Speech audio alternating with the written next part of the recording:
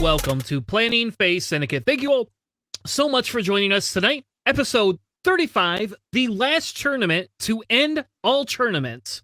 And as you can see from the intro graphic, that CR90 is not going to live very much longer. Tonight, we're going to be talking about new Fang Fighter pilots from the Rebels, as well as I want to know if our good buddy Charles is going to be ever going to fly Rebels or not. So in a few minutes here, we're going to be talking a little bit about that to see if Charles is going to ever fly Rebels to get the new Fenn. We're also going to be talking about the Trilogy Tournament, how it has gone so far for the team, as well as our next set of pairings, because I believe we have a new set of pairings that'll be coming up this week. And then we'll be talking about LVO a little bit. And what I wanted to do, and this is maybe the statistical part of Tanner here, right, is I went ahead and I looked on MetaWing, and we're going to dissect MetaWing a little bit here. I downloaded everything to CSVs, and then I was like, screw it, we could just do this live right on their website, and I don't need to download shit. So we're going to be talking about LVO, a little bit what we might see. The guys are going to give some perspectives, and if you have any lists you want reviewed, throw them in the chat. I don't care as much about reviewing the list as more or less I'm trying to help create a guide for newer players, what you're going to see, and how many shit lists you're going to have to deal with, because Dash will not be one of them. With that being said, let's bring my co-hosts in for the night. Come on, come in, hit the transition button. Here comes Mr. Charles and Mr. JJ. How are you tonight, sirs? Doing all right. A little bit under the weather today, but I'm gonna soldier through and let's get some podcasting done. Soldier boy. I am over. Yeah, tell him. Sorry, that was terrible. Oh, that was the worst. Anyway, I am over the weather today. Got a new webcam, so picture is clear. I'm able to zoom in a little bit so you guys don't have to see all the craziness going on behind me. Wicked excited, having a good day, having a good weekend, all in all, minus my loss. And no, I will never fly Rebels. Just saying. Oh, all right. So that's a hot take coming out the thing. So I got to ask real quick, Charles, and this is a personal thing, right? Do you dye your beard, or are you just graced naturally with not having a lot of gray hair? And like, I'm just cursed. This is it, to be fair. Like, if this Beardcast 2022, this is really it. Like, I'm not gonna lie and say I don't, because this podcast is sponsored by Just for Men Light Brown. But that being said, I've just gotten like lazy with dyeing it because it takes forever, and it's messy and it's terrible. And so like I've got a little bit here, and I've got a little bit right here, and I've got a lot of it up here. But luckily enough, I keep it short enough on the sides and stuff, which is where most of the gray is. And my hair's light enough you can't really see a whole lot of it anyway. So I'm all right. I'm almost 40, and I got a little bit of salt and pepper. Just a tad though. I have a lot. I'm not at your level there, Captain, but mine, and it gets worse the more it grows. So, and I had to ask because I swear you had a darker beard, but then I couldn't remember, and I was like, all right, so if I just ask you, it's just gonna be easier. Because get this, so I've been thinking about dyeing my hair, right, just for the hell of it, because it's midlife crisis, and that's the cheapest midlife crisis I could probably have. Is dyeing your beard? Yeah, or my hair. I've been thinking about dyeing my hair blue, like a black with absolutely. Like blue tints. Yeah, bleach the dude. Marge Simpson, it just bleach it out and go like blue like JJ's shirt. That's a little too light for me. It would have to be a darker color. But then the question comes is, do you color your beard too, or do you just leave your beard because everybody knows nobody has blue hair? I think so. Nabi, just real quick, I do have some wisdom, but not as much as you because I don't fly A-wings. And then I just had an idea. So, JJ. Yes. As the more groomed of the podcast in the facial hair area, what will it take?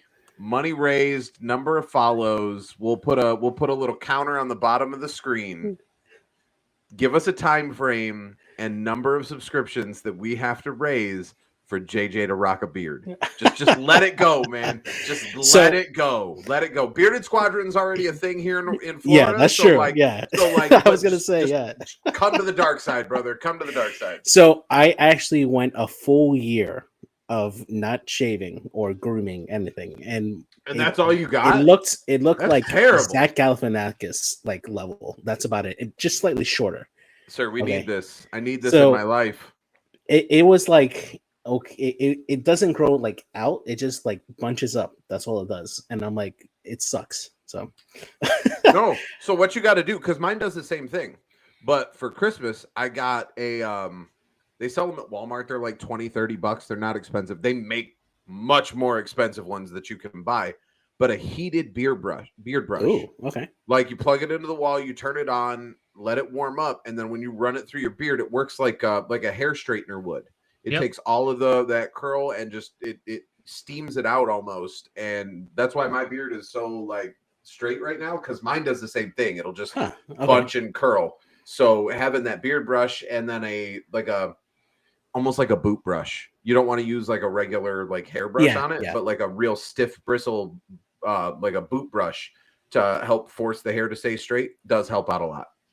Okay. Again, Beardcast 2022. That's what here we are. Yeah, so I will second that. I use a blow dryer and a special brush to brush mine out when it's longer. Right now it's pretty short. So we're gonna bore everybody and lose everybody in a minute. But like in fairness, like I have because I had that long ass beard forever, and that was like my sister did that once for me when I was getting my hair cut, and she trims the sides up and she goes, "Here, let me show you how to maintain it." I'm like, "Oh, it's a beard. You don't have to maintain it. You just throw some oil and a couple of combs and call it a day." No. There's a whole method to the madness, I guess. So wow. Okay. Yeah. And Nabi, if you have a beard, we would love to see it. Because last I remember, I don't send remember pictures. you have a beard. So No. Send pictures. I think you have baby face, if I remember right. It's been a while since I've seen you on camera, but yeah, so it's just funny because I've been debating on whether I'm going to dye my beard or not. So I might keep it, might not, just deal with it. Anyway, Dude, no, what you do is you ask us to leave, and then you stay back and fight the Balrog, and then you level up and you become Chris the White, and then you just have a full-out white beard. Your entire outfit changes to white. You know, that's how you do that. You steal all the experience for the rest of the party. Well, I've done that before. I'm sure. That's a thing I've done before. All right, so why don't we talk? Let's talk new shit. How about that? That's what we could do. Let's do the new pilots first.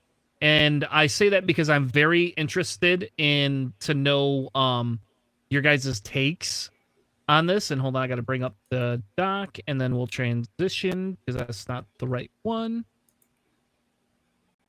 There it is. Well, let's talk about the new pilots and kind of go from there. All right. Because I think this is important discussion a little bit. Maybe not the most important discussion, but I'm pretty sure it might be. We already had that. The beard was the most important discussion, dude. While you're doing the transition, I can talk about real quick my my Trilogy Tournament. So I played Chopper. What is his name? Michael Turner. Michael Turner. So first and foremost, Michael, if you ever get the opportunity to see this podcast, amazing guy. For it being 11 p.m. his time and 7 a.m. our time, very good game. I'll be honest, he could not, for the entire rounds, do more than 1 damage at a time to either of my fire sprays, and I could not hit because of Kanan. Every time I got a shot, the ship that was shooting was in Kanan's arc, and he was able to lower it down to a 2 red dice attack, which for Star Vipers, that's all day, baby. You range 3 with 2 red versus 3 and 4 green. He couldn't do any worse. And then we got down to a minute left, and there had been no points scored in the entire game with a minute left. And instead of boosting Boba out of a couple of arcs, I let him in so he could stay at range 1, hoping that the rerolls would help me mitigate damage. And they did not. Now, thankfully, he did not kill Boba, so he only got 50%, so he got half points on Boba. Eamon escaped with nothing. I was 1 away from half on Dalen, and 1 damage on Kanan, and no damage on Guri.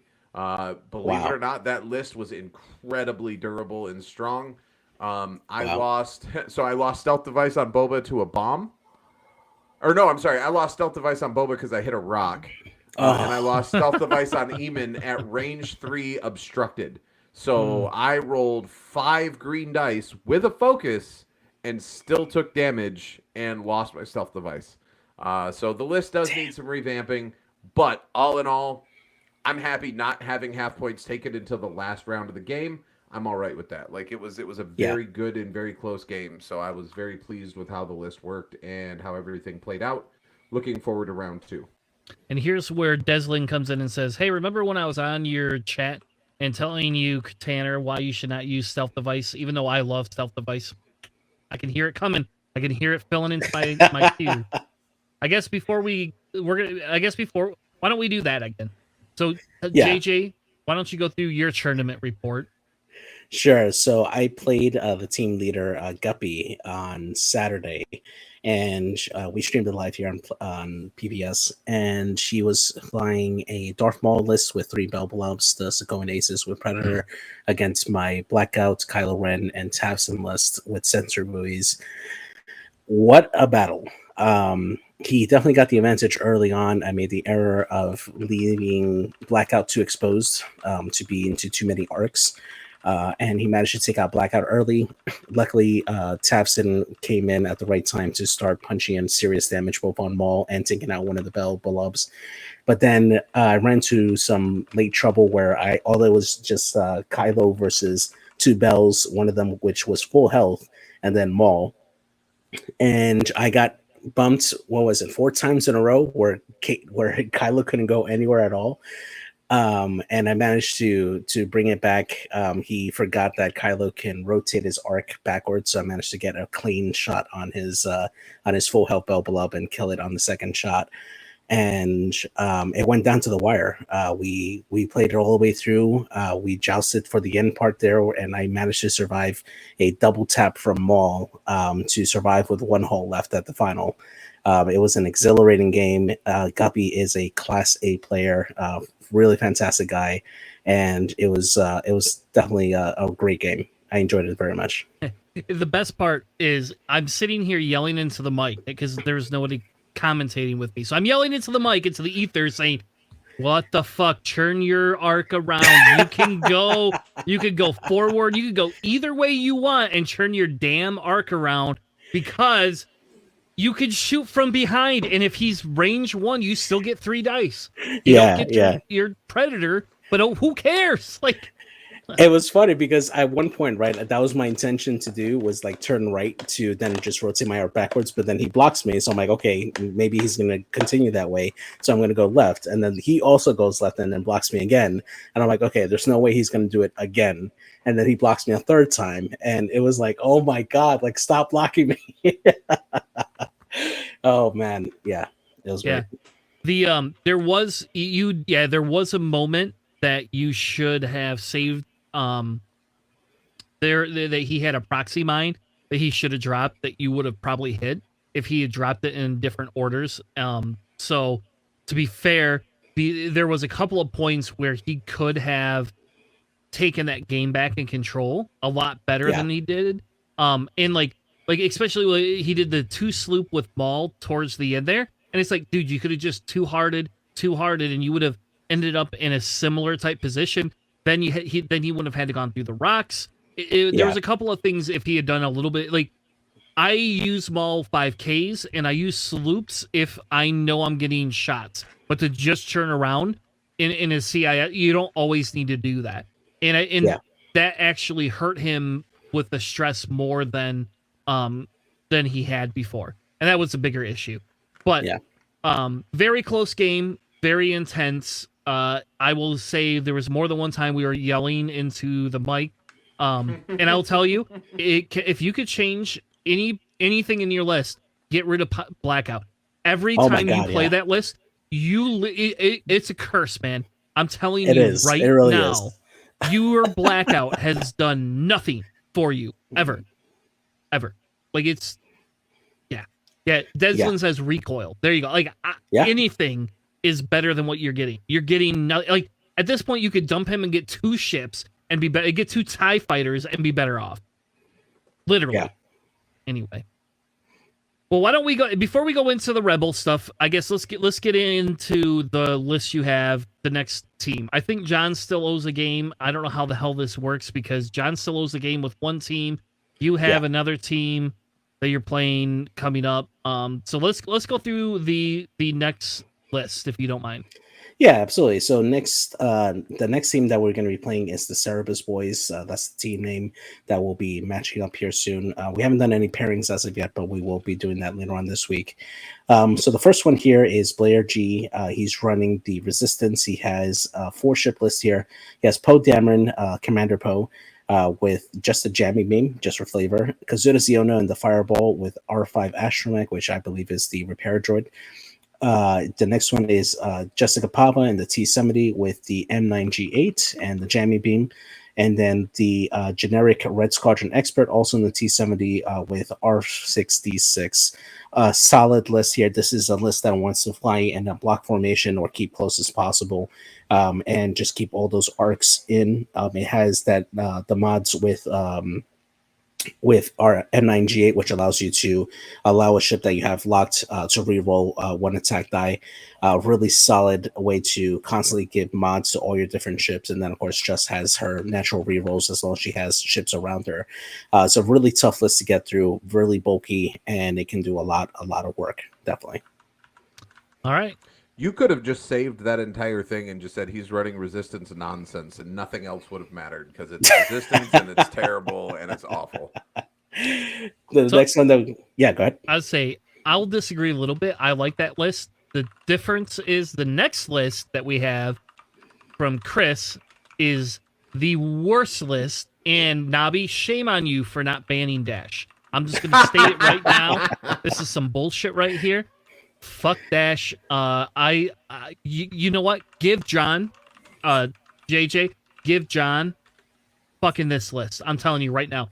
John can deal with fucking Dash. No one else should ever have to be subjected to this horrific garbage. Yeah, so this list is a Rebel list here. He has classic Dash Rendar here with Trick Shot, Perceptive Co-Pilot, Jyn Erso with the Outrider title, and false transponder codes to boot. So this allows him to basically have a focus evade every turn, and then if he decides that he wants to have a target lock, he can go ahead and do that. He has Harrison Dula in the B-Wing with Fire Control System, allows her to retain that lock whenever she gets it and just shoot at initiative 6 and then pass off a token if she needs to. And then Kyle Katarn with Moldy Crow to finish off the list can pocket those focus tokens and pass it off to Hera, who can then pass it off to Dash if needed. A lot of token sharing here, and there's just so much that you can do here. Every time that focus passes, you can change it into an evade token, and you just shrug off the damage all day. So this is a really hardy list to get through. It's a lot of tokens, a lot of things to go through.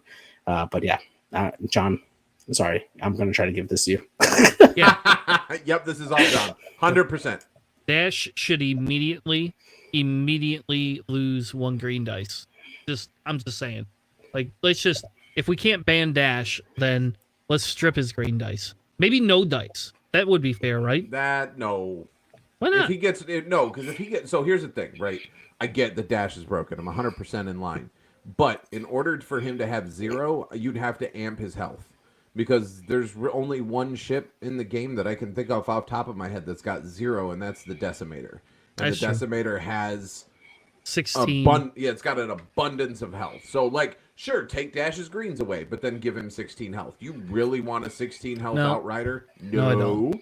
So I'm down for I don't know. I don't know what to do with Dash. Dash is, to be fair, as a huge fan of the Shadows of the Empire series for back in the day, because that's where Dash is from. I think that the ship is incredibly accurate to how the Outrider acted in the books. I think that it plays well. It's no different than the Star Viper. The Star Viper is also from that book and the video game for the Nintendo 64. And it handles incredibly close to how it does as well there.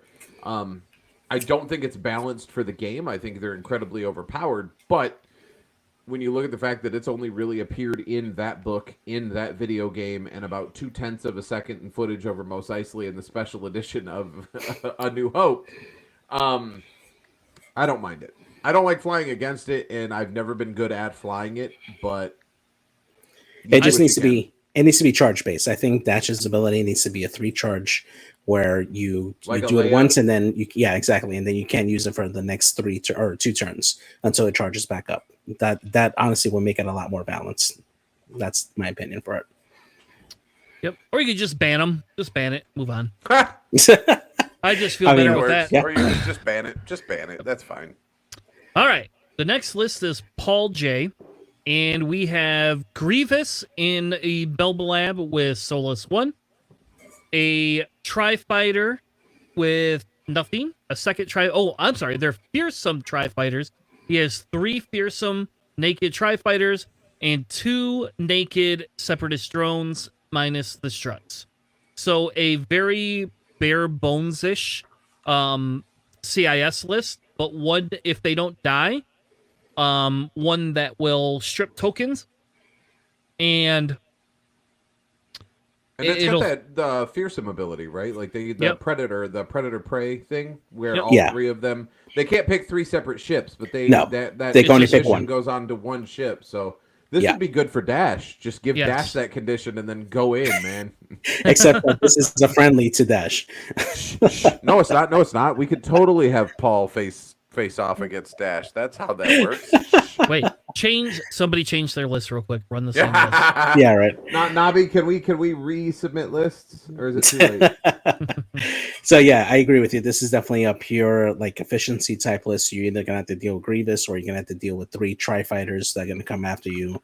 They're very, very maneuverable. I played kind of a similar list against Chris recently, and it's they can do some work, especially the fearsome predators. They can that condition card can add strain to opponents, and if you get that off first, you are more likely to get more damage into the next shots that come in afterwards. Definitely a pretty solid list. Yeah, I mean, and if we're being fair, it's that fearsome predator is only 1 point more than the other I3. Like, even if you drop down, you're only getting 3 points. You're not going to do anything with it. Like, so even if I wanted to put Impervium plating on Grievous, which is where I would prefer it, there's just you're not getting that fearsome is worth more than that 4 points, honestly. You think that it's worth not putting independent calculations on this? No, but that's just my opinion. So no, I have come to love that, and I'm hoping tomorrow, if because John and I both don't have to work, I'm hoping he'll show up early to our locals so that I can play my independent calculate garbage against him. And if I win, I can gloat for the rest of the year. Do you have enough independent calculations? Yes, 100%. Yep. Nice. Oh, and please. He has like 27 droid fighters. He has but they only came breaks one. They only came with the Tri-Fighters and with the He has 25 of those. I do not. I have 4 of them though. 4 or 5. I have 4 or 5 of them. Yes. Okay. So, I think only 4. They came with those. They came with the I think they came with the HMPs too. I own 4 of those as well. So, like, I own enough CIS, and I almost bought another one of those stupid Servant Strife packs just so I could get the stupid Belbalab, because that list you played against with Maul and 3 Belbalabs is just fun. Like, I just think that's going to be fun.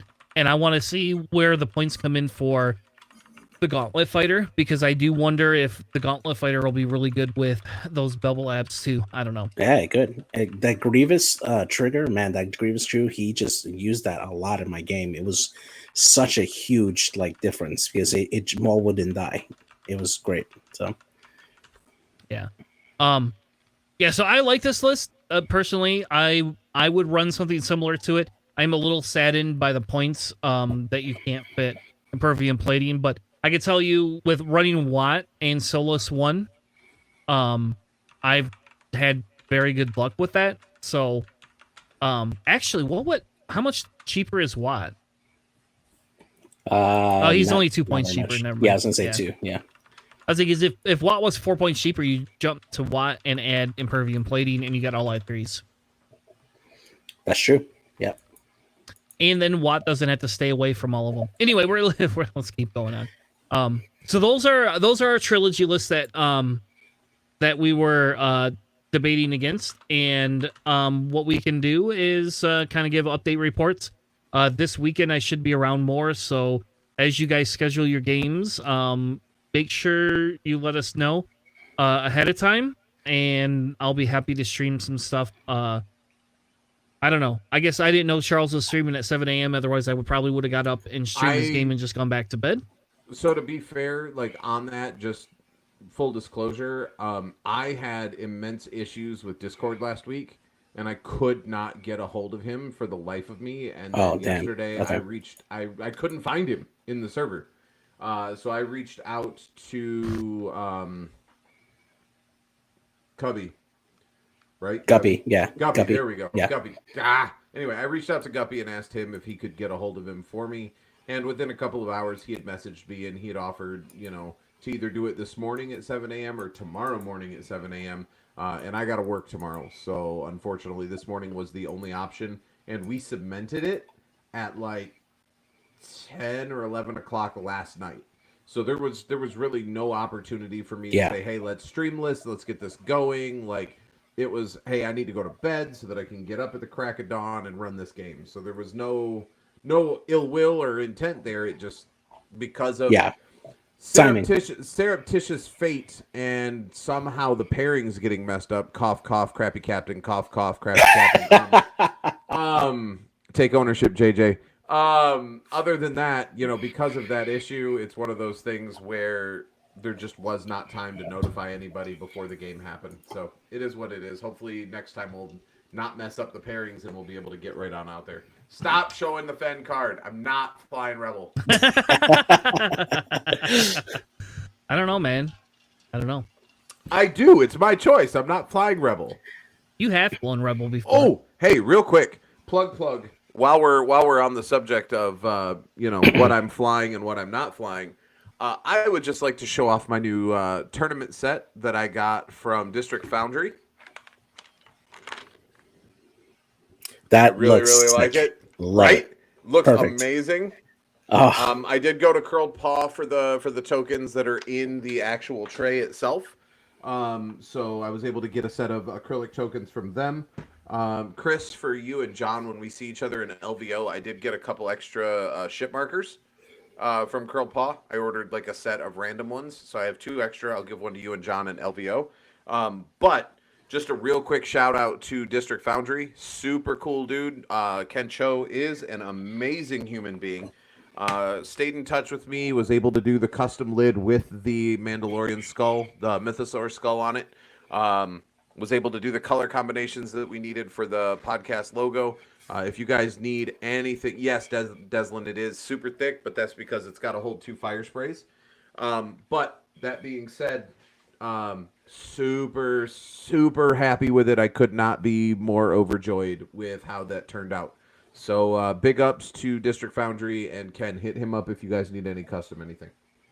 He is not a sponsor of the show unless he wants to be, but I can't not give him credit for the amazing job he did. Can I ask how much you paid for it? I want to say it was like 50. That's really good. Not bad. Actually. Yeah, that's really good.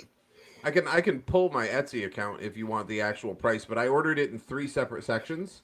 So I ordered the token tray so that you can customize how you like. If you want Curled Paw tokens, if you want, I think he's got 2 or 3 different manufacturers that he has the measurements for their tokens, so you can pick what you want for the token tray. The depth of the storage tray. So you can pick the depth and that sort of thing there. So there's 2 different depths that you can use. And then you can order with maneuver templates or without maneuver templates on the tray.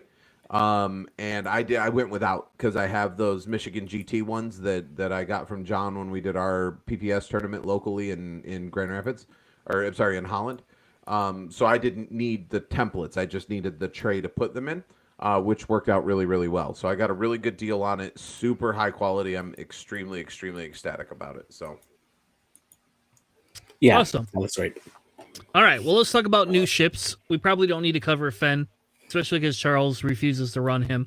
Though I will tell you, we're gonna have a Fenn off. I don't run Rebels either very often, but JJ or I will 100% run this against you. go. Scumfen is clearly superior. I have no worry in my mind. Bring this And when imposter. Bring this imposter. Rebel Fenn takes Scum Fenn out in one shot. I'm just gonna make sure you remember that you're gonna be eating some crow that night. Nah. I could All use right. Fearless. No. You could use Fearless. That's true. All right. First pilot. Who wants to take the first pilot? I'll do this one. So we got the initiative for Boudica Avenge here. It reads, after another friendly ship defends, if you are not depleted, you may perform a bonus primary attack against the attacker. If you do, after performing the attack, gain 1 deplete token. A really strong ability to help you do a double tap there. And what's really great about his ability is that you get that deplete token after you perform the second attack, so you still get that full 3-die attack, if not 4 if you're at range 1. Against a defender, and at this at initiative 4, you're more than likely going to get this off more reliably.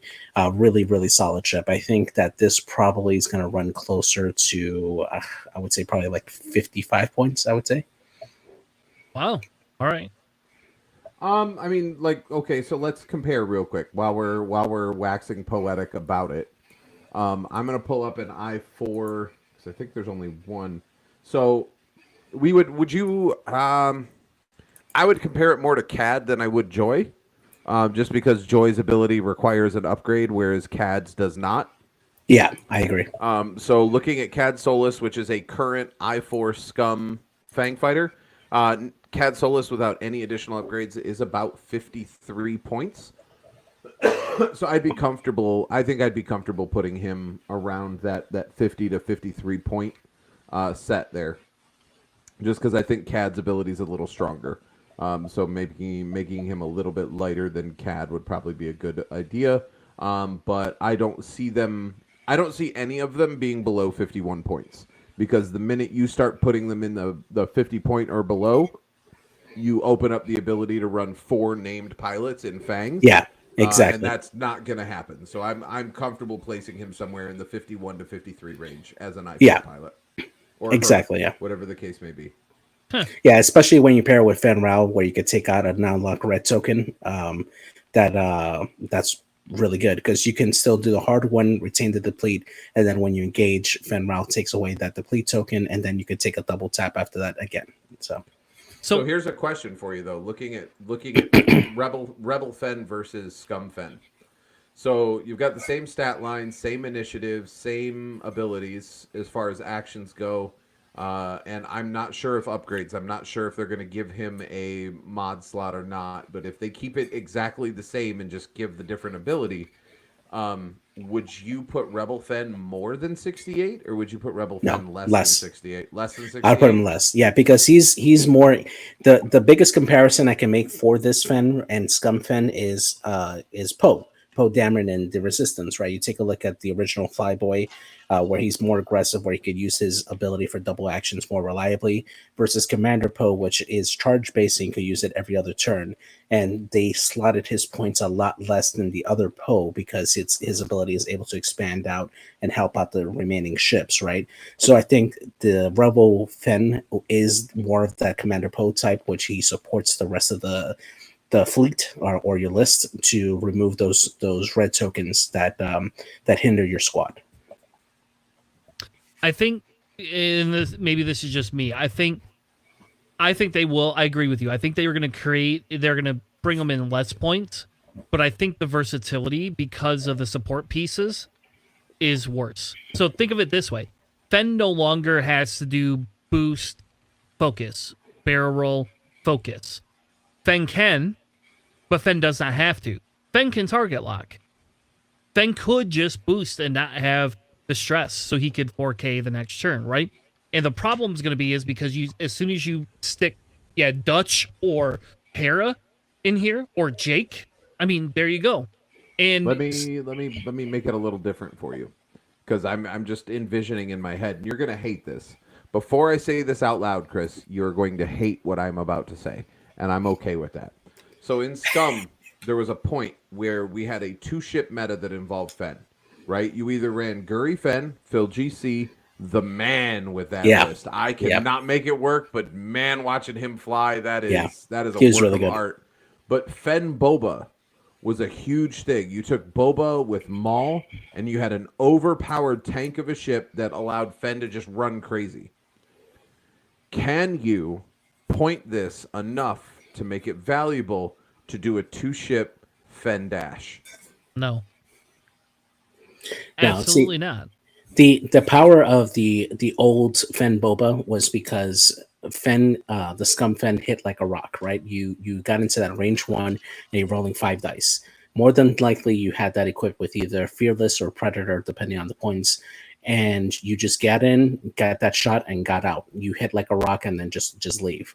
This particular Fenn, while he retains that defensive ability to change, one of his green dice to an evade, unless you're putting mods into him or you support him enough to where he can be on his own and still be a good offensive piece, he's not anywhere near as effective as Scum Fenn, because you don't have Fearless on Rebels, and you're not going to get that extra die at range 1 for both offense and defense, which is another huge thing. So there's no way that the Rebel Fenn is going to match up to Scum Fenn when it comes to that type of offensive potential. No. So Fair yeah. enough. But Fair he's enough. going to, on the opposite side, though, he's going to be a very aggressive support piece when you start matching him up with Hera, Jan Ors. I mean, I'm it- extremely interested to see how, and just tangenting here, and I apologize as someone that's been flying the Fang Fighter since it released for Scum. Scum Fangs are hyper aggressive because of Fearless, because of those style of upgrades. They want to be at range 1. They want to be in your arc. They don't want to arc dodge, because Concordia only works if they're in your front arc. They want you to shoot at them. Rebels traditionally have tankier ships. They don't have, like, other than A-Wings, Nabi, calm down. Other than A-Wings, they don't have an interceptor style ship. And even A-Wings are defensive the way they fly. They don't want to sit in your front arc. They don't want to just absorb shots and get shot at. Is there going to be a different playstyle when it comes to the Rebel Fang Fighter, because it's not, none of their abilities, at least not that I've seen thus far, are designed around being that aggressive. Obviously Concordia gives you one heck of a defense, but none of them have the ability to pump to 5 dice to get additional mods, and you know what I mean? So it's just one of those things where, do you fly a Rebel Fang with the same level of aggression that you do a Scum Fang, or is it a different flying style? it'll be a different flying style. You don't need to go in. You're going to be at range 3. You don't need to be at range 1 all the time. You could be at range 3, then you can go into range 1. And there is a way to give him 5 dice. Janors. Yep. Every turn, put Moldy Crow on Jan Ors, and now you don't even have to fly Jan Ors like a real ship. It could just be like, here, I'm just going to have all these arcs, and Fenn's going to always get an extra die. The other thing that we got to consider, too, is Fenrau unlocks Janors twice. Because if you have another ship on initiative 5 that's going to shoot, right, you can Janors, assuming they have... Oh, my God. Yep. Have him shoot that additional die, then Jan engages, removes the stress token, and then the next initiative 5 engages. Now Jan re-stresses and gives another dice over to that initiative 5 to shoot. That's broken. Oh my God, I didn't even think about that. But you're right, 100%. Yeah. This is going to be a Jan, or so Fenn's like, oh man, we should build a list right now, because I wonder if you could put Jan, Fenn, Luke Skywalker. Nope, fuck Luke. Nope. Jan, Fenn, Wedge, and either Hera or Jake in a list all together. That's freaking solid. Yeah. Oh my God. Absolutely. I'm happy I own a lot of Rebel or a lot of Fang Fighters. But just think about that. I mean, man, that's just disgusting. Especially if you could fit Moldy Crow. I mean, because you could probably run Fenn naked. You could probably run Jake naked and put Moldy Crow on Jan, and then you put Wedge in there, and then depending on what you want to do with Wedge, you could put, if you have room, put Plasmas. If not, run. Nah, if I'm running Jan, I'm not running any ordnance because Jan only works on primaries. So I would put either Predator on both Fenn and Wedge, assuming they have points, and I'm good to go. Maybe a bomb on Jan if it decides to get behind you. So hold on, we're gonna do this a minute. I got to do this. I'm sorry, this is a tangent. I don't mean to tangent. Yes, you do. We do it every week. You act like anyone who's watched this podcast for more than like 3 weeks has no qualms with the tangent because that's what we do. We don't stay on point. We do all this planning and we create these amazing documents of shit that we're gonna follow, and then we're like, you know what? Out the window. Done. We're gonna fly by the seat of our ass every week, and it's okay. I love it because it makes it more personable. We're not planned. We're not by the minute. We're not running the minutes. We're just being who we are and loving this game, and that's why I love being a part of this. But yeah, no one is surprised that we tangent into wherever the wind may take us. So Desmond's right. Use Luke as a stand-in for Fenn because the points should be similar, I would say. I would say Luke's probably more expensive. He's got more of a stat line. But I would 4 points. Luke also has force. Yeah, you're that's right, true, isn't it? Because Scum Fenn's 68, and holy crap, T65 Luke is only 60. Yeah, no, keep Luke. Yep, you're right. I just disregard my statement. Fucking rebel bullshit. Hold on, because we're in the home stretch here, baby. Oh my god, I think I could fit Jan in here with Moldy Crow. Yeah. Yep.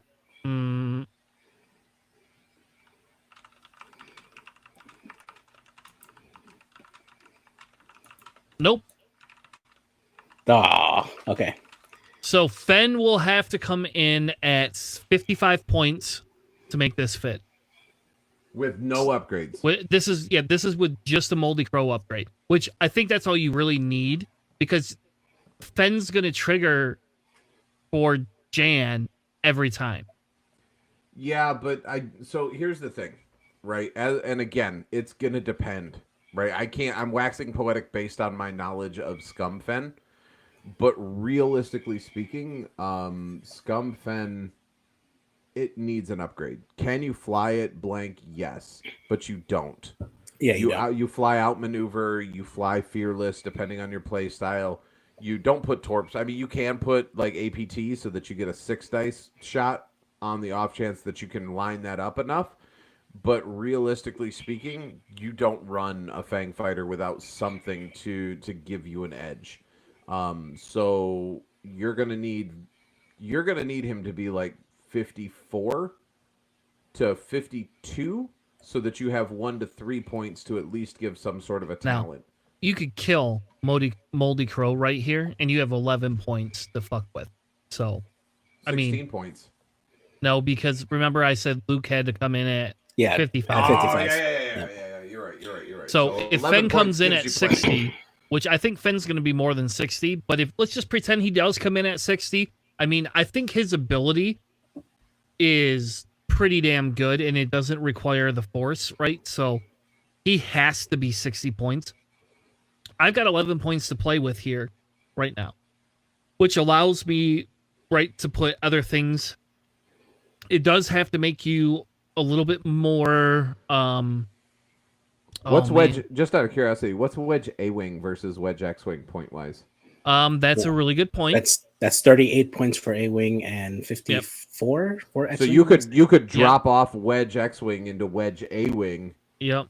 And be able to keep Moldy Crow and still have plenty of room for a couple of upgrades. And that still keeps your list synergy because A-Wing Wedge has the same ability that X-Wing Wedge, right? With the only caveat that it's only front arc only, but yeah, pretty much. Well, the X-Wing only has front arc anyway. The X-Wing doesn't get another arc. I meant to say primary front arc only, whereas X-Wing Wedge is any attack in the front. Oh, So, fair yeah. enough, fair enough, fair enough. All right. So we're gonna we tangented away for that one. I apologize. There's more ships to review. Back to the Fangs. I'm sorry. I was pretty when they released those, I was pretty excited, and I didn't even think about the Jan interaction. So now when you mention that, I don't know. I need LVO to be done with so that I can play fun stuff again in my spare time, because 100% we could guess Fenn's price and just build lists around him and just play, like, because you could spawn a Fang Fighter and a Dial and play him in TTS, you know. Fenn Wedge Hera, yep, that'd be a thing too. All right, next one is Dirk Oolala. I don't know how to say it. Oolaladin. Ulodin? There you go. He's an I3. So after you execute, or were you going to read it, Chris? Nope, Sorry. go ahead. You go ahead. So after you fully execute a red maneuver or perform a red action, you may acquire a lock on an enemy ship in your front arc at range 1. Now, this one I'm worried about. Because in theory, you could boost into range 1, link to focus, and then acquire a target lock. Yep. Well, okay. So, here's a question. So, yes, because you're not performing the lock action, you're acquiring a lock. Yep. That's how it works. Because if you do a red maneuver, you can't. You cannot do anything with it if you stressed out. So. Yeah, I mean it's a pretty solid ability. This is much more similar to Cat Solus, although I think this will probably be about the same cost as Joy, honestly, because you'll probably want to get like more upgrades on this for it to work. Now, Nope. I'm gonna want to the reason, and here's I don't see it being Joy. Joy's 47. This is not going to be under 50. Here's my reasoning for it, right? Because you go in, you get the focus target lock, right? Your initiative 3, more than likely, unless you're flying or directing this against a lower initiative or perhaps the same initiative, you're not going to be able to get or keep that ship in arc, right? Unless you're going like at the large base or whatever, but there's specific caveats. You're not going to get this off more reliably for a double-minded shot. Now, if you're chasing somebody and you get that focus target lock and they still retain like their distance, like beyond like range 1, I'm going to want to have some type of torp, either plasmas or ion torps, to have a double modded shot at range. At range 3, those torps at initiative 3 are going to be money because you're going to have double modded shots at that, and I'm going to want to run torps on this particular chassis just so I could take advantage of that focus lock and get damage off consistently. So I think that's where the strength of this chassis is, or this pilot rather. Yeah, I don't like that it's an I3, honestly, but at the same token, I do think this is actually pretty good.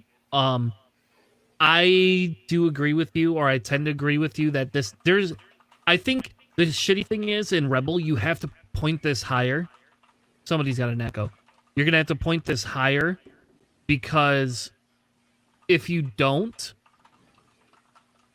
you're going to get too many amazing combos with it. And it still is a 3 agility, 4 health ship. You're going to have to take a swarm to wipe one of these off the board. And even then, it doesn't always work. I can't tell you how many times I try to wipe a swarm off the board or, use a swarm to wipe a stupid Fang Fighter off the board, and it does not work in 1 turn. 2 turns, yes. Yeah, green dice. The green dice are green dice, exactly.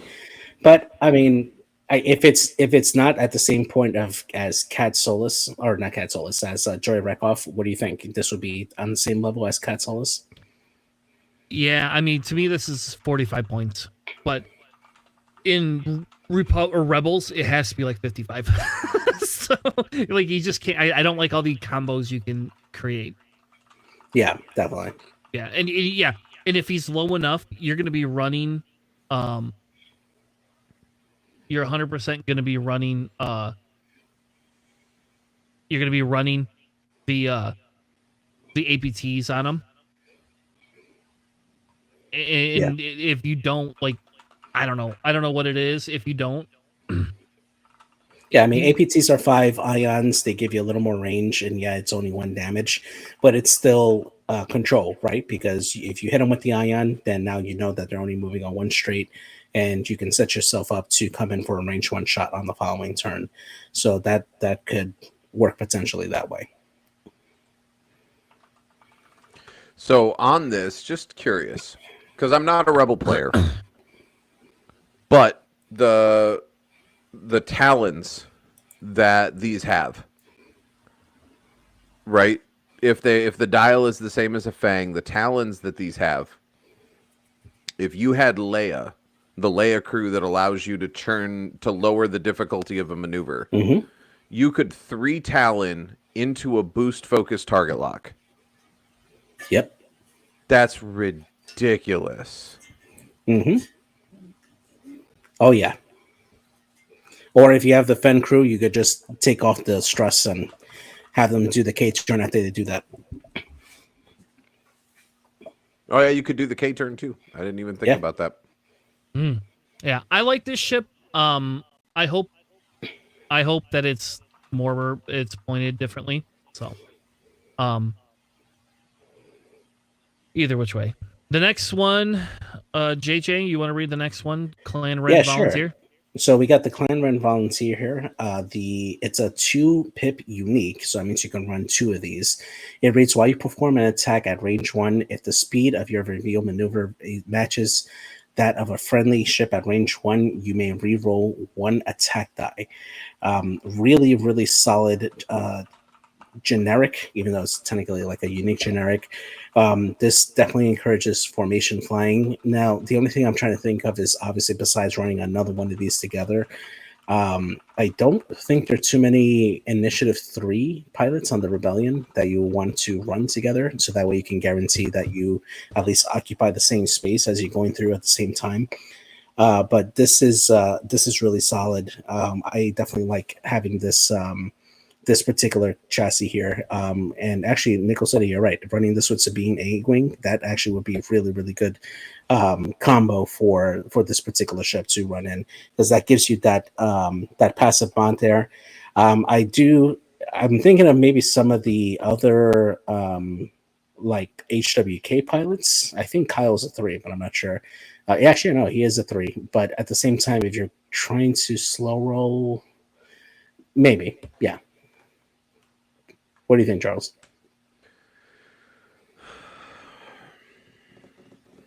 What generic I3s do you have available in Rebels that are fast ships, that are fast ships? A-Wings.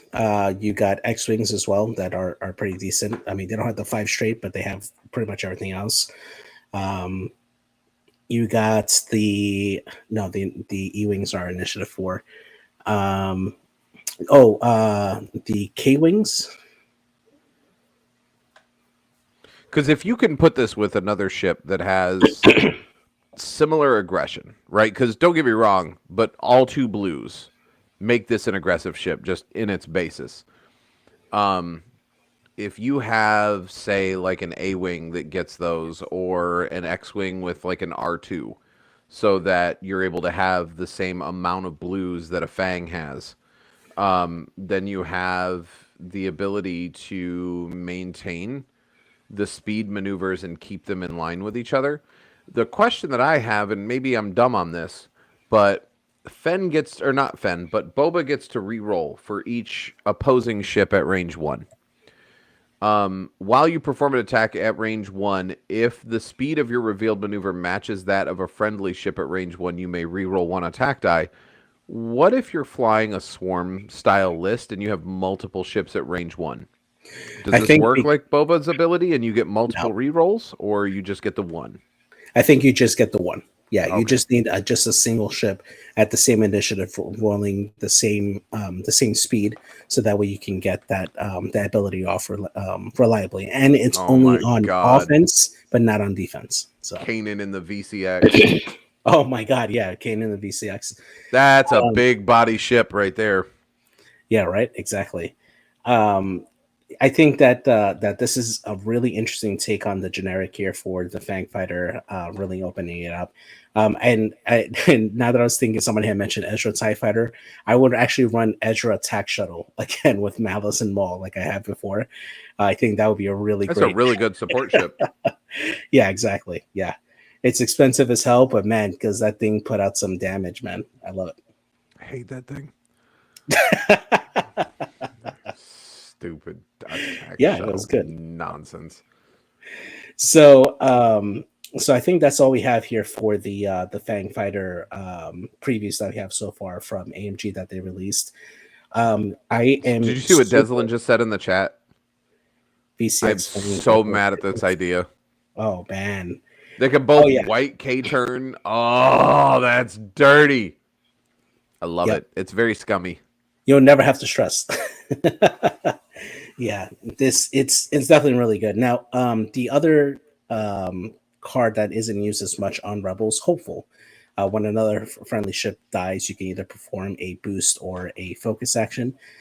With this particular chassis, if another ship dies, you can focus or you can boost into a red focus if they're not stressed when another friendly dies.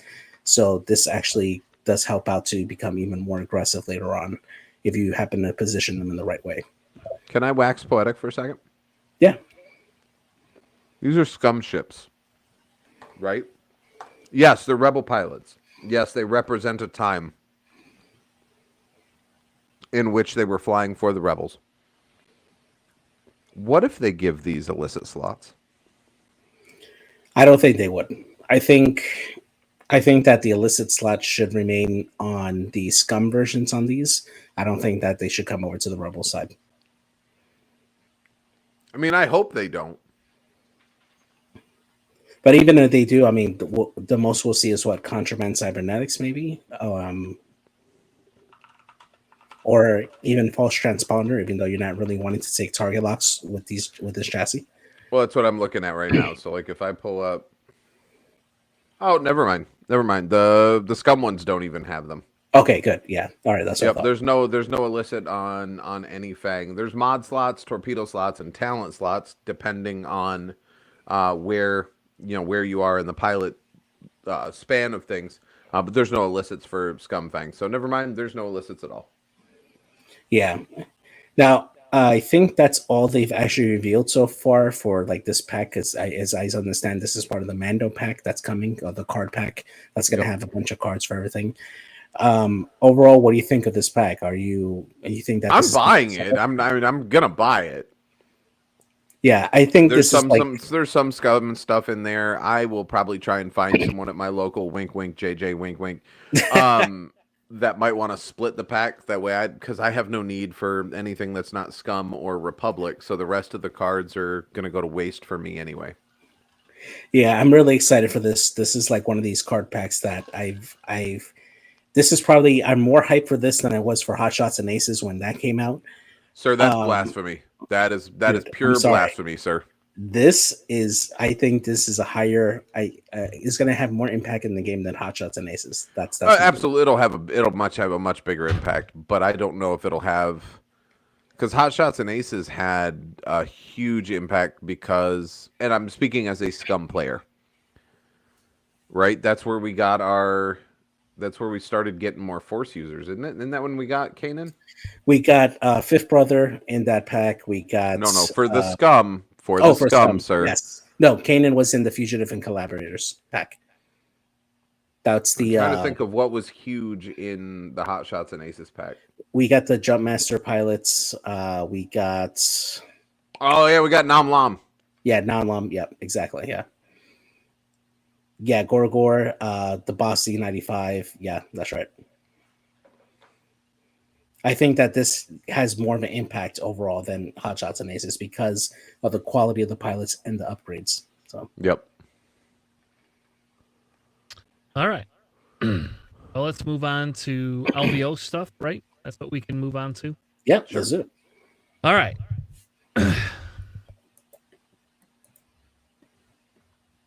So here is some of the tokens that they're giving away. So I just kind of wanted to cover these. I thought these looked really cool.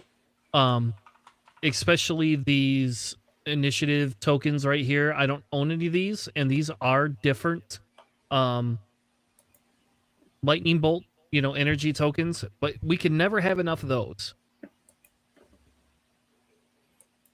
Yeah, I think those look really great. The other thing that Ryan Farmer had posted actually earlier today was a prize for first place, which is a 3D printed Hammerhead Corvette, which looks fantastic. I love that chip. Yeah, I do too. And then here are the templates that they're giving away. If you like templates, I like the fact that they have the Fly Better logos, right? Split up for all of these. That looks really cool. I'm not a yellow fan at all, but I do like the aspect of the Fly Better logos for them. I do think those are pretty cool. So you're saying that we need to come out with a yellow, with a white, black, and red template for Planning Phase Syndicate? We could, and I would run those a lot more. I have Thrawn. I need them for my case. Exactly. Yeah. There you go. All right. So then these are kind of like what you're gonna get per win. So you're gonna get focus tokens, stress tokens, calculate. So I guess if Charles gets calculates, you're welcome to donate them to me because you'll probably never use them. You'll keep two of them. You can keep two. Can you scroll back up to the token packs? Because we had pictures of the token packs. Can you scroll back up? Yep, I did. There he is. Okay. JJ, can you correct me if I'm wrong on this, but minus some minor cosmetic changes, the non-target lock tokens here look really similar to Curled Paw.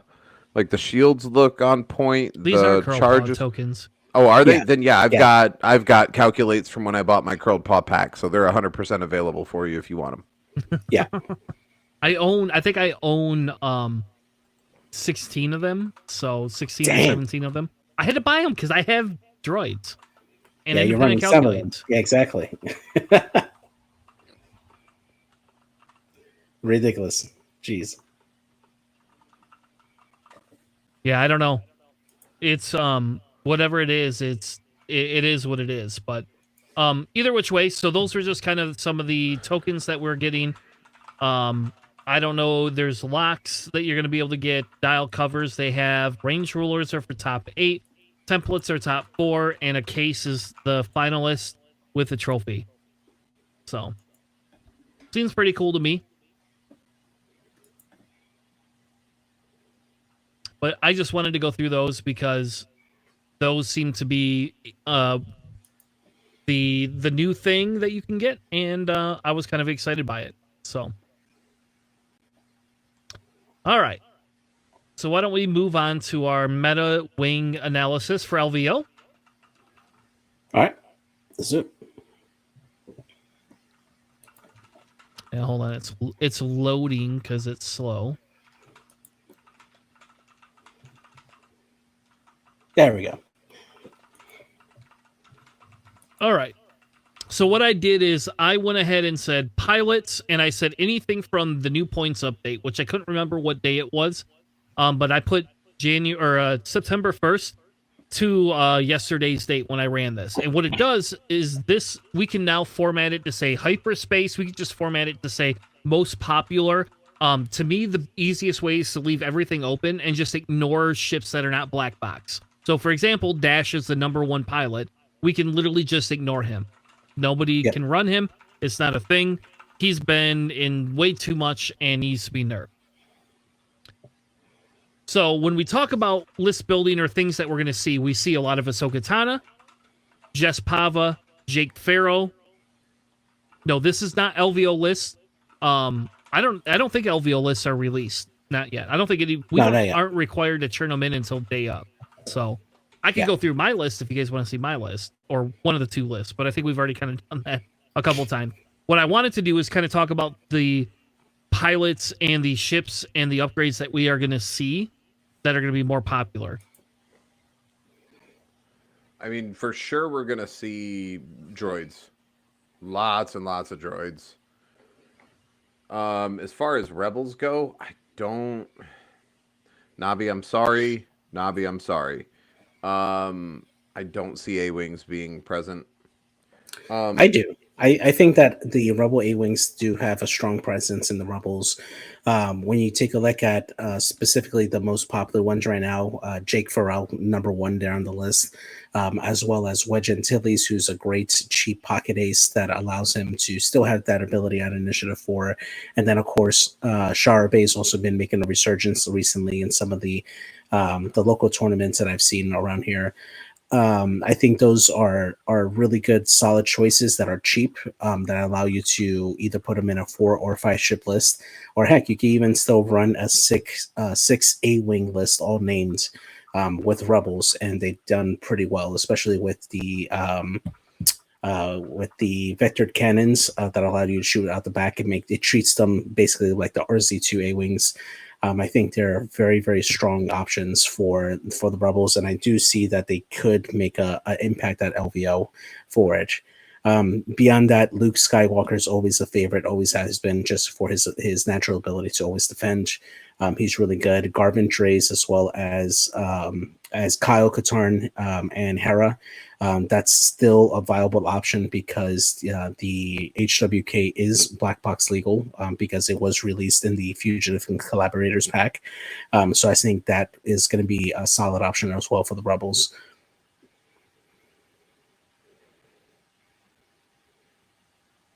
So, yeah, I think the other one that was surprising to me was this Kazuto whatever in the Fireball. I was kind of surprised that made the higher listing of appearances. I guess I don't know why, personally. Well, if you look at some of the top, some of the more popular options for the Resistance, particularly like 4 ship lists that include just Pava, because he's so cheap and his ability is pretty reliable until he starts taking damage. He's a 3/3 ship, right, at Initiative 4. That's going to do some damage. That's better than a T-70 X-wing in terms of like agility and attack, right? For what the points give you. Yes, you have less health and you have no shields on it. But if you manage to give it that M9 droid that allows it to give it a passive reroll every time it attacks, if you ignore Kaz is going to push in some damage on you. And you pair it with things like Roast Tico or just Pava, and it becomes a very good efficiency list where you're throwing a lot of dice for very cheap for the Resistance. So that's why I think he's been more popular as of recent. Yep. The other one we see in here is Jango Fett, Tafson, Rose. I think Rose will be less. I think we see a lot less of Rose than we had before, and Tafson won't be there. I think those two. I think Jango's a 50-50. I think Jango Zam is still a viable list. But at the same token, really it has to be very careful, because if it doesn't get the output, they just die. Yeah, so if you were running as a Separatist player, if you're running Jango Fett, would you run it in a 2-ship list with Zam or possibly Maul, or would you instead run it with like other generic droids like Tri-Fighters or even Vultures? What would you prefer? I would prefer Vultures, and I'd prefer to put Zam on them over Dooku. Just personally. And it's only for the Zam trigger. I'm not super happy that Zam crew in Separatist is 11 points. I understand why it has to be to some extent, but like getting that free target lock, right? Put your false transponder codes on. Make sure you put on your whatchamacallit, the I can't remember the name of the stupid thing, but whatever you want to call the treacherous. There you go. With those droids, I think that fixes a lot of stuff. I really do think the droids are better with Jango. So I don't disagree with you on that at all. I don't know. Django is good, but So here's the hard part that I have, because I see this and I get all of the meta analysis, but all this makes me want to do is look at the top stuff and go, okay, I'm not running that. Well, that's Right? you. 'Cause That's okay, that's though. me. I don't want to run meta. I don't care. Like, don't get me wrong, I would love to win, right? But I've been playing this game long enough, and I know my play style well enough to know that I'm not going to run meta. The closest I'm going to come to meta is 2 fire sprays, and if you really look at the meta analysis, I downloaded into a spreadsheet from December of last year through December of this year. So I got a full year's worth of information from online tournaments. Do you know what list is not represented on that? Double Anything with scum, boba. double scum fire sprays. It's not there. There are some fire spray lists. Like there's I saw a triple generic fire spray that you could fit. That looks like it'd be fun, but they're not represented. Scum fire sprays are not part of the meta, so I'm okay with it. Like the CIS fire sprays are 100% part of the meta, but right now scum fire sprays are not there. And the ones that the lists that do have the scum fire sprays can't work for LVO because they have either upgrades or they're paired with other ships. Like there's a list that runs Boba with Asajj. You can't run Asajj. She's not black box. So there's, you know what I mean? You can't pair Asajj with a fire spray and run that list. Yeah, so and that's the sad thing because I actually probably would run Asajj just because I really think she's fun to run. Like out of everything in Scum, like she's really one of my favorite. And if we're talking like, and maybe we'll do this next week, but I kind of wanted to do list building with Bando, right? Or list building with a Gauntlet Fighter, even if we don't have points. Like I really think Asajj with Mando is going to be fun. If we look at the 2 dials, put them together, I think those 2 can be a really decent, again, unless they fuck up Asajj's points, could be really decent. You know, she is really aggressively point costed for her abilities. But in this format, we can't run her, you know? So obviously there's Kylo Silencer, Grievous. Is Lando black box? Yes. Okay. But wait, which? Oh no, yeah, all Landos are black box, I believe. Yeah. So can you run Lando and you can run Lando and Bosk together, right? Who else would you put in that? Because the YV is also black box now. Yeah. So I've seen a few lists that include Lando with Bosk. You could Dengar. easily put in Dengar in there as well, or Tel Travora. And if you're looking for like a triple big base list, you're going to do a Jump Master pilot, a Falcon pilot, and a YV 666 because the only other large base that you have the option of would be the Shadowcaster. And the Shadowcaster is not black box. So the closest thing you're going to get to Jump Master, which is comparable stat line wise. You know, you get and especially if you put the Punishing 1 title on it, giving it the 3 dice attack. If you're locked out the front, it's very close in stat line to the Shadowcaster overall. So you could potentially run those 3 big bases. The thing that I see is I think that a lot of people are going to want to run certain things, but for some people, mainly like myself, and I can only speak for me, but JJ, you know our local scene, right? Mm-hmm. The shop that we normally played at on Wednesday nights, it's not there. I've had really minimal opportunities because of work and everything, in addition to the day kind of dying off on Wednesdays, to run anything on a physical table. So realistically, with the exception of probably 3 or 4 games and the tournament that we played in Phil's basement, Chris, this will be the first time that I am fielding a list on a table for more than a single game in 2 years.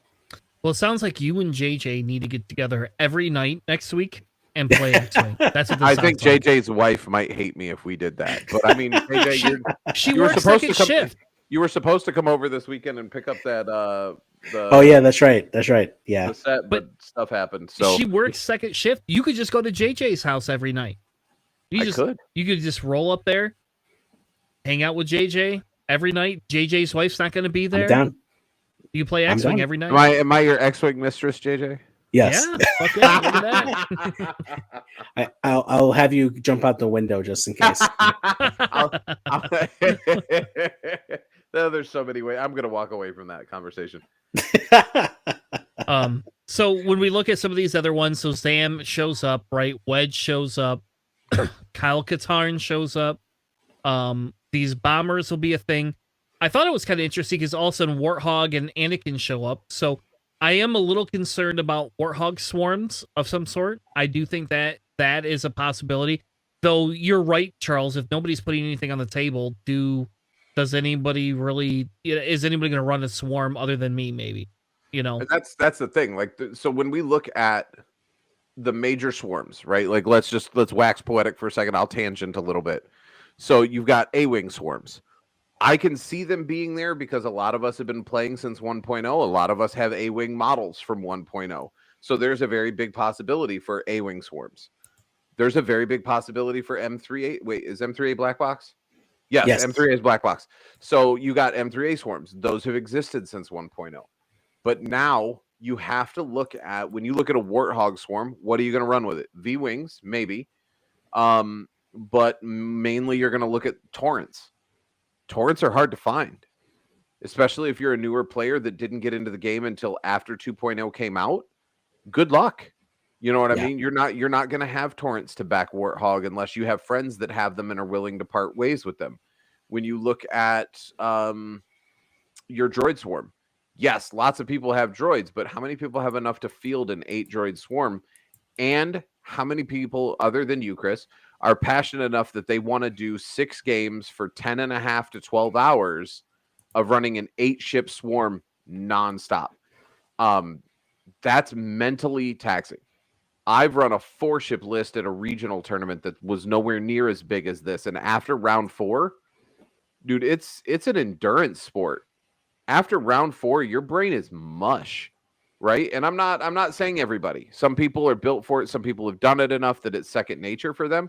But for me, anything longer than like a 3-round or 4-round, like little local store championship level tournament, even playing GSP where you're going breakneck pace because you don't have to get up and go find your next pairing and move to the table and set up and then start going, right? You're just set up, click a button, load on the screen. Even those, a 6-round GSP virtual tournament was still 10.5 to 12 hours. This is going to be that, but you're going to be trapped in a room with 300-400 people all playing X-Wing at all times. You know what I mean? So it's going to be considerable. So that's why I was going to run the 4 V-Wings and Ahsoka, and I shied away from it because I need less ships. I need, sleeping in a hotel, not eating home food. Like, you're going to be, the person that wins this is going to be a battle-tested person, because at the end of 2 full days of X-Wing, with Top Cut and everything, plus side events, plus staying up because you're in Vegas and it never sleeps. It's like New York. It's just going to be nuts. I could not run an 8-ship list. I would be dead by round 3. That's just me personally. I know. But like right now, what you got on screen, the Skurg, not an option. It's not black box, unfortunately, because I would totally run Boba Nim or like Nim Eamon as a just a bomber tech and just go all out. But the Skurg is not black box, so it hasn't been released yet. Give me my Skurg. AMG. AMG, give me my Skurg. I don't think you're going to get anything else. You're getting Mando and you're getting Gauntlet fighters, man. So I think that's the problem. You ain't going to get much more for Scum, I don't think. Yep, and we're not getting either of those in the next 11 days. So so those don't matter. Nothing that we've previewed or really gone into really matters unless the Mando pack drops in the next 11 days, which I don't think it does. It's not scheduled to, so. Yeah, I think the only thing that's come out has been the Aces High organized play kit. But other than that, nothing's going to change. You just got to really look at what's black box and what's not. And unfortunately for Scum, there's not a lot. Yep.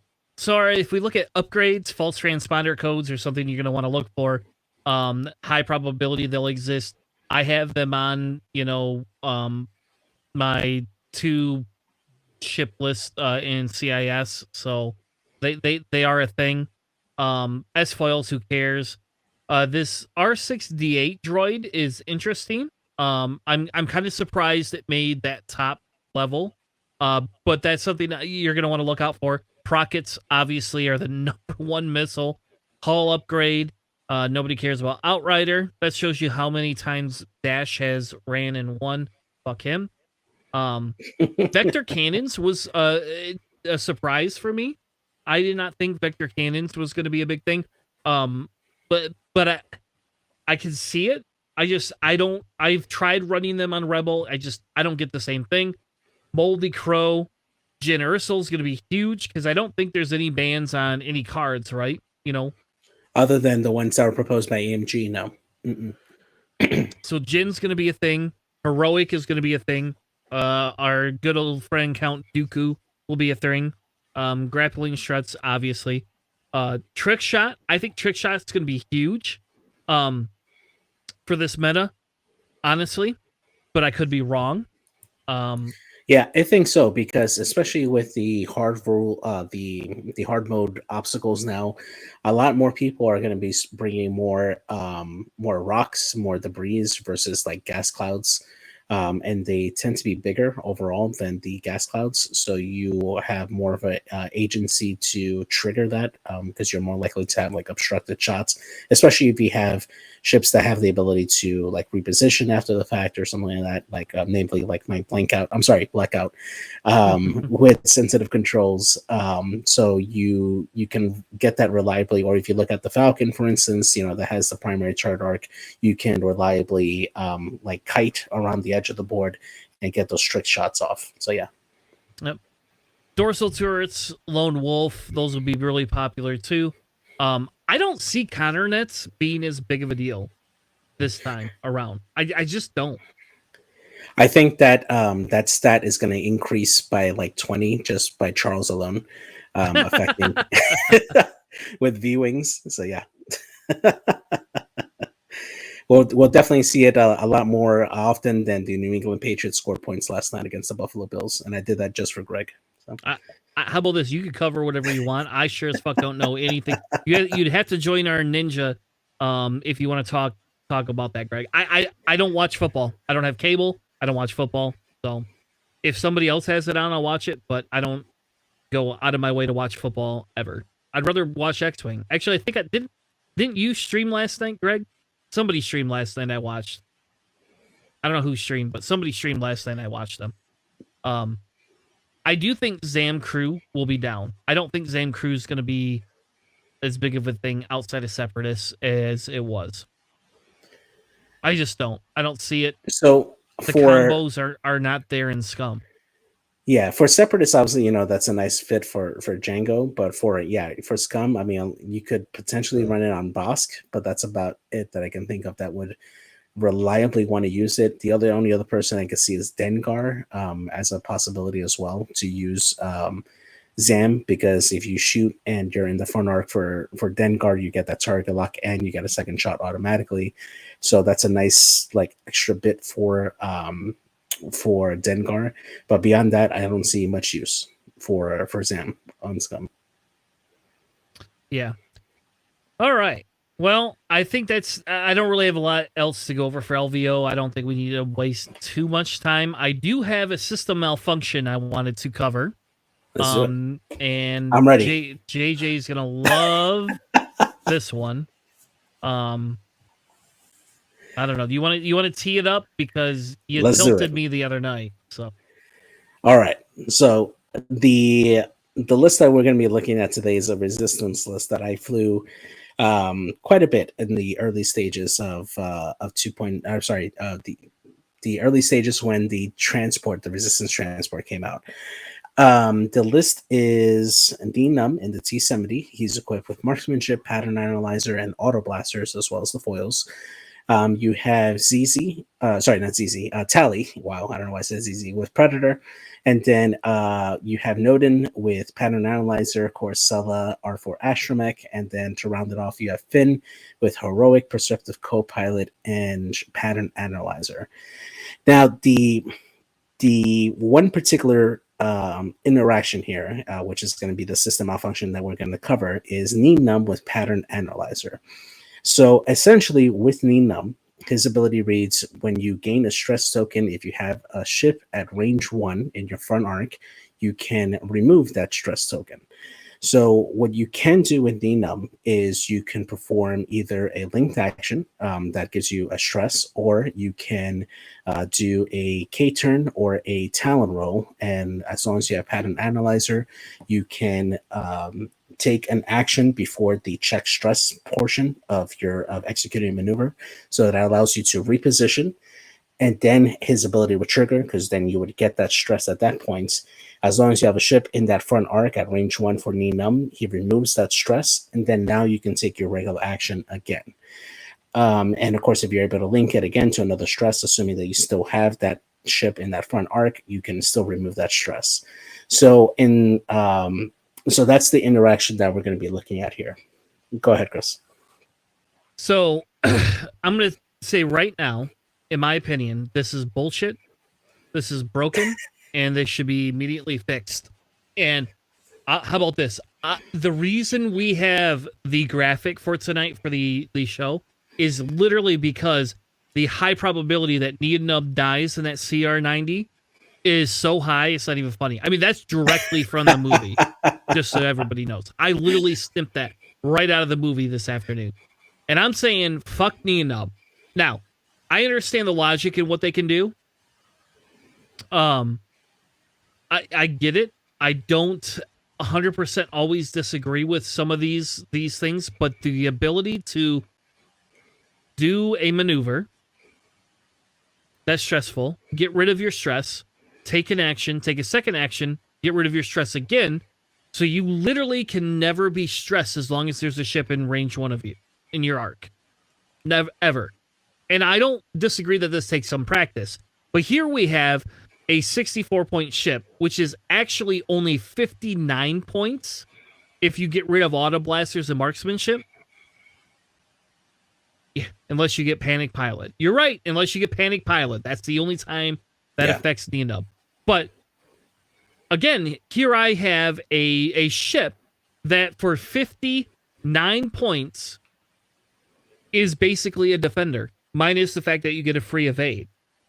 But it's doing defender things with almost the same amount of... Actually, it has the exact same amount of health that a defender has.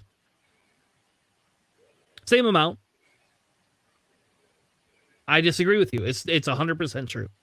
I can 4K with Num and get rid of my stress and take my actions. It is literally a defender. And yet, this ship here, which is not quite as maneuverable as the defender, but pretty close, is 59 points. I just think I agree. I think that Pattern Analyzer simply needs to be errata to what, before they took away her sensor slot, what Advanced Sensors did for Guri. And that is, if you decide to take the action prior to the check action step, you do not get another action. Yeah. And the way that limited Guri, and I know people are like, limited Guri, what are you talking about? You could not boost into a focus. You could not link the action because you could only take the one action. You could not take the secondary action. If Pattern Analyzer works there, it's still strong. It's still strong because you're still shedding the stress, so your next turn is wide open. But at no point should you be getting double actions from doing a red maneuver. That's all I'm saying. And like in a defender, you are paying more points to get your free evade, and you have to do certain things to get your free evade. We got to stay 3 to 5, right? 3 or above. Yep. So I get it, but the defender is insane amount of points compared to this for a base level. I mean, a named I-5 defender, what does that cost? 75, 80 points? But you're also taking a ship that's got 3 attack dice, 3 defense dice, 3 hull, and 4 shield, versus a ship that only has 1 defense die. 2. So 2. He has 2. Neenub has 2 defense dice. B-Wings have 2? I thought B-Wings have 1. It's not a B-Wing. No, it's a T-70. It's an X-Wing. Oh, T-70. Sorry. Yeah. Okay. So I do understand your point on that, Charles, but the one thing you got to consider here is that at this, let's eliminate the points of the Auto Blaster and Marksmanship. It's 59 points. I can add Overdrive Thrusters, and at Initiative 5, I'm going to outmaneuver the majority of your list. Because all I have to do is a focus linked into a barrel roll, and now I'm way, way out of where you think I was going to be. And then on top of that, if I end up landing at range 1 of somebody, I just negated that stress. So he does have a high ceiling for his maneuverability and where he's going to end. And on top of that, he takes 0 consequences. Now, let's assume that you end up blocking the 4K. His ability still triggers at range 0 to 1. So as long as it's in that front arc, you're still removing that stress. So you still get no negative effects from attempting that red. Oh, if there is an enemy ship in your front arc. So you have to have somebody in your front arc. Yeah. Okay. Mm-hmm. So there is a downside to it to some extent, right? It's a little bit different than the Defender that says you do not have to have anybody to take a double action. But at the same token, a Defender it's an evade they're specifically getting. They aren't getting linked actions. There isn't as much maneuverability with a Defender as there is with the others. Yes, I don't think Defenders should go down in points. I'm not advocating for that in any way, shape, or form. That's not what this discussion is. It's the Neenub interaction with Pattern Analyzer that sucks. And Charles, I would agree with you on that. I like the limit it so you get the one action. All right, fine. I would let you play around with Neenub that way, and probably be a little bit more fine because I can't barrel roll focus, right? I don't get that action anymore. I don't know. The problem I have is this, and if we look at Poe, I think Poe's 66 points. Big Poe. Yeah, fly happy or turbo happy. Mm-hmm. Fly happy. Fly happy Poe. 61. Fly happy Poe. So yeah, 61. Poe's 61 without any of this type of stuff. So I have 66 with Pattern Analyzer. If I add Overdrive Thrusters, which I can't do, it would be another 8 points. So now I'm looking at 74-point Poe. It was less maneuverable. Yeah. That's all I'm saying. I understand that maybe this is a niche thing, right? But I'm telling you right now that Neenub interaction is bullshit. It should go. I hate it more. There you go, Charles. This is taking my top hatred spot over fucking. It's replacing Torkelbox. Yes. Torkelbox right now. Oh, you have no idea. Ask JJ. I was so tilted. I literally almost got up and walked away from the game. I'm dead serious. Like, I almost just got up. I was like, I've never seen this before. Who the fuck? Why the fuck is this never ran? And B, why in God's green earth does this even exist? Like, seriously. And JJ didn't even have overdrive thrusters on here. Like, can you, like, all you have to do with his list is drop the drop heroic on 10. No, just drop heroic. And I got overdrive thrusters. Boom.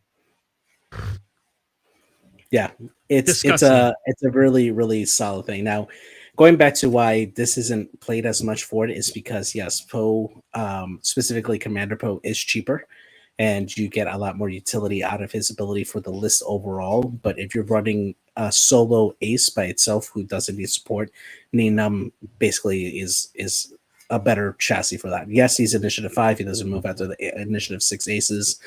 And if you're facing off against A-Wings, you're going to have a tougher time. But still, against lower initiative ships, or even same initiatives, even with Road, you still have a greater advantage with Neenum if you're running one-on-one versus somebody, I would say, in my opinion. All right. Well, there's my rant. I should have done it at the beginning of the show. I had more energy. I was more of a dick. But anyway, that's just my opinion. You could say it doesn't mean anything, Greg, but it's not a Jing Tank list. I disagree though. I still think it's a problem. To clarify, this particular list that we're looking at here, I have actually made it to a top 4 table with this list, and done very, very well. So it is something that has done well in the past. So yeah. Maybe it's a new list Charles has to run for LVO. I'm just kidding. I'm Charles. not flying Rebels. It's not Rebels. It's Resistance. That's even worse. All right. Well, we're going to go ahead and wrap the show up for the normal portion. You guys up for doing a 15-minute Boba Fett after show? Is Yes. 15 minutes going to be enough time? Well, okay, 20 minutes? We were at 30 I'm minutes. just saying. I need to be done by 11, Brad. I got to work in the morning. All right. 20 minutes then. We get Let's 20 do it. minutes. All right. All right. So we're going to take a quick break. I'm going to play the extra, and then we'll be back in 2 minutes with Boba Fett. So if you have not watched the new Boba Fett episode, do not stick around. But if you do want to stick around and you want to talk about the Boba Fett show, non-expertly related, where Boba Fett somehow does not ever get re-rolls, but is now somehow a Count Dooku of Mos Eisley's, we'll get back to that. We'll be right back with more Planning Phase Syndicate.